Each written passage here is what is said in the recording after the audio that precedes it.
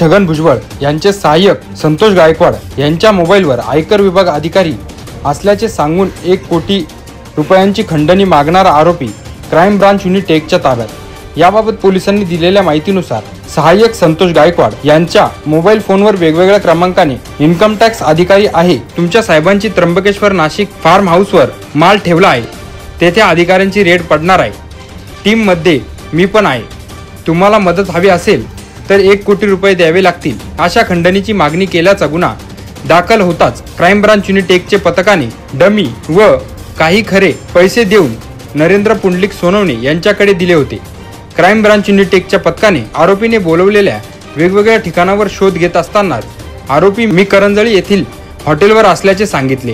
Crime branch unit 1 च्या पथकाने वेषांतर करून राहुल दिलीप भुसारे या आरोपीला खंडणी घेताना ताब्यात घेतले। सदर आरोपीकडून मुद्देमाल जप्त करण्यात आला आहे।